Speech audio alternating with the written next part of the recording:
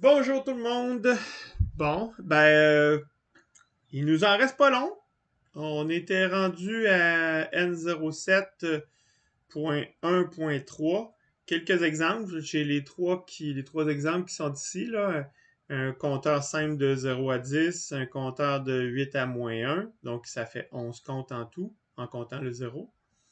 De 0 à 10, ben, c'est un compteur qui va monter vers le haut, qui va se rendre à 10, puis en comptant le 0, ben, ça fait 11 comptes. On a toujours 11 comptes dans l'autre sens, donc de 8 à -1. Euh, puis on va s'assurer que le compte soit synchrone. Puis on va faire un autre exemple avec un compteur de 4 bits qui va faire 16 comptes. Puis lui, ben, on va juste le faire fonctionner euh, avec son wraparound automatique. Je vais faire ça en 3 vidéos différentes. Puis après ça, on va passer à l'autre section du cours. Fait que le premier compteur, c'est le compteur simple de 0 à 10. Donc, si on veut faire un compteur de 0 à 10, je me suis parti un petit gabarit ici. Donc, première chose, on a besoin des librairies. Je l'ai appelé exemple compteur simple 1, end exemple compteur simple 1. J'ai besoin de mon registre de compteur. Et là, j'ai pas défini encore combien de bits j'ai besoin. Si je compte de 0 à 10, ça veut dire de 0 à A, ça prend 4 bits. Donc, je peux le définir tout de suite. 3 down to 0. Et je peux même l'initialiser, 2 points égal. C'est l'initialisation. Ça prend un 2 points égal pour faire ça. Et je vais le mettre tout à 0. Je peux utiliser other 0 si je veux, mais je peux aussi, quand c'est juste quelques bits, je peux utiliser directement les guillemets. Non, c'est pas ça. Non, non, c'est pas ça. Je me cherche tout le temps.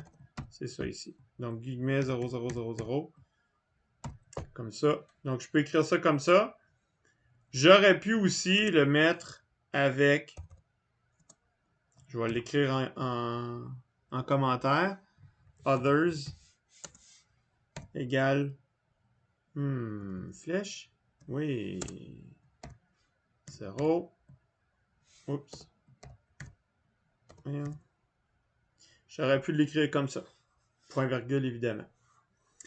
Donc, un ou l'autre, ça va le mettre à 0, étant donné qu'ils ont tous les... Ça donne 4 bits. Donc, ensuite de ça, excusez-moi, je veux que ce compteur-là sorte. Donc, je vais tout simplement me rajouter un signal de sortie que je vais appeler cmptr underscore O. C'est un output, donc 2 points out, et c'est std logic vector.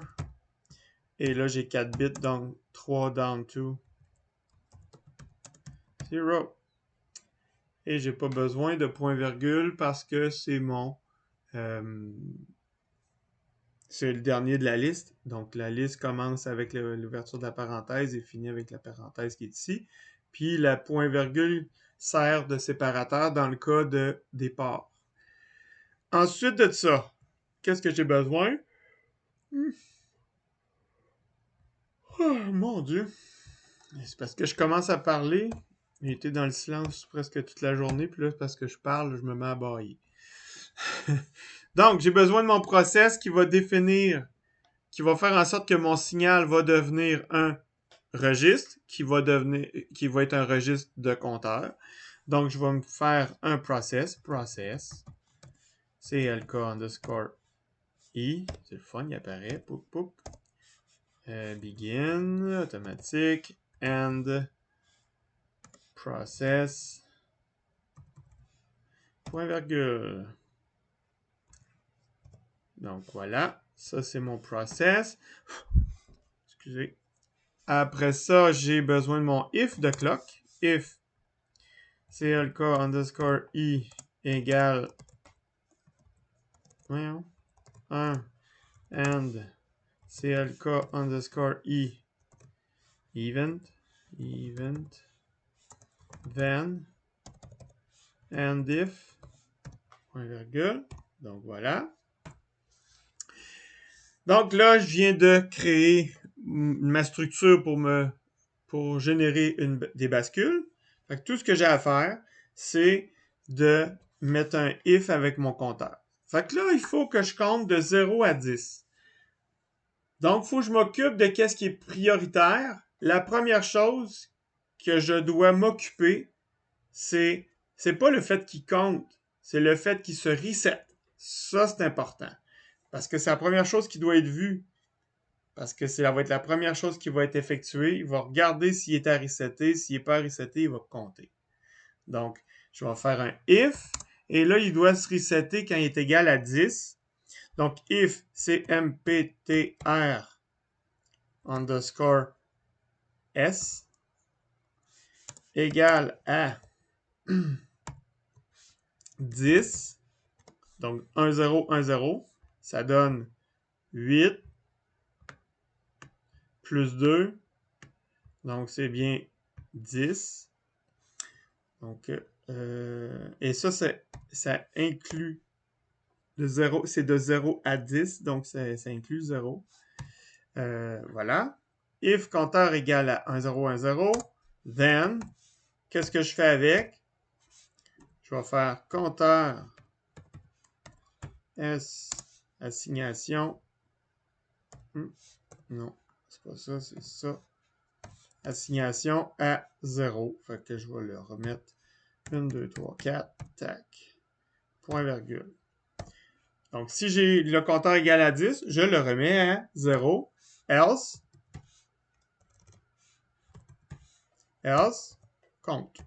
Donc, compteur, cmptr underscore s,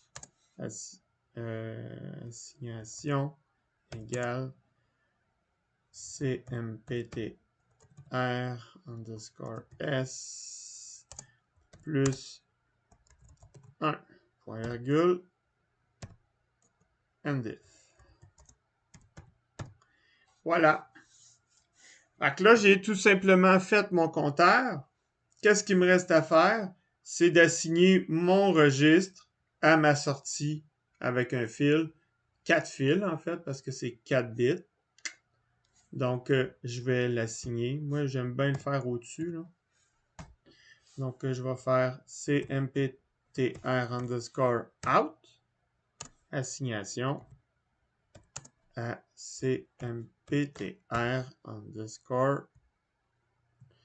Voyons. cmptr underscore s. Et voilà.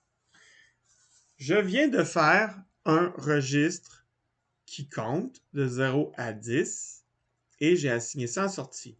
Qu'est-ce que ça donne comme circuit? Je vais aller au tableau. J'ai oublié d'effacer ma dernière affaire tantôt, mais c'est pas grave. Donc, je m'en vais au tableau. Qu'est-ce que ça nous donne comme circuit? Ça nous donne, comme d'habitude, le circuit d'un process, puis la sortie de ce circuit-là. Donc, ça nous donne un process.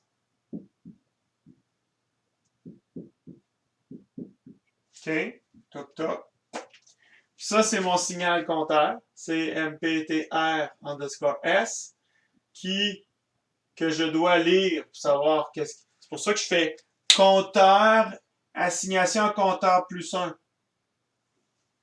Puis ça, c'est mon if de clock qui me génère mon registre de 4 bits.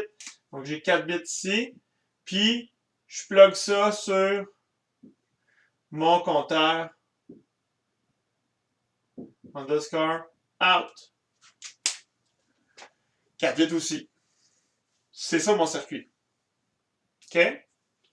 Donc, si vous pensez faire un compteur, ça ressemble à ça, un compteur. OK? OK. Je m'en reviens ici. Fait que on va faire le prochain exemple dans une autre vidéo. À tantôt!